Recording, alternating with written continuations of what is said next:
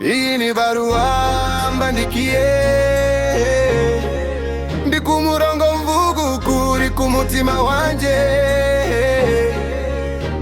Ibyo nkuye ku mutima byose ngo mbishize ku rupapuro, sitira nkomanga ku mutwe nk'umuriri w'amasasu.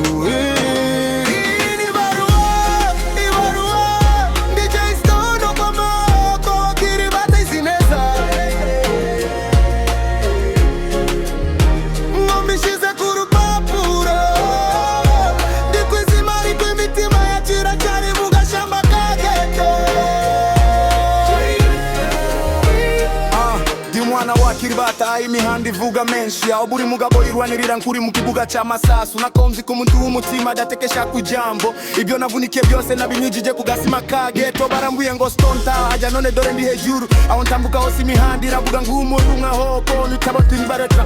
Umuntu utavugira uwamo ntanumwe wo ku muhanda ushobora kumvuga ngo arandeba hasi. Abanzi bagerageje kunditisha amagambo, ariko muco wanje ni ngibiwa byawungurika. Ndi mupaka w'inzozi n'ibikomere by'umuto wa street, ariko repianje nisasuri kagagura iminyuguti yo mu mutima.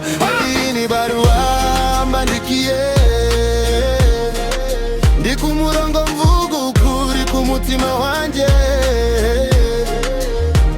Ibyo nkuye ku mutima byose ngo mbishize ku rupapuro, sitira nkomanga ku mutwe nk'umuriri w'amasasu.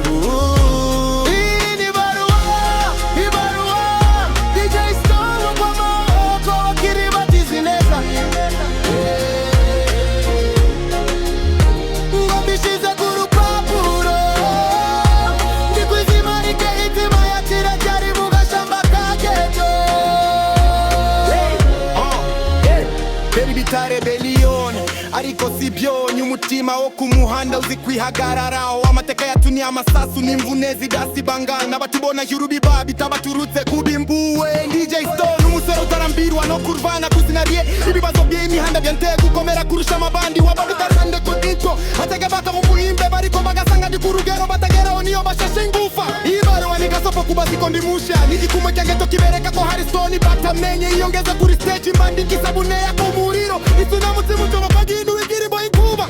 Iyi ni barua mbandikiye, ndi ku murongo mvuga ukuri ku mutima wanje. Ibyo nkuye ku mutima byose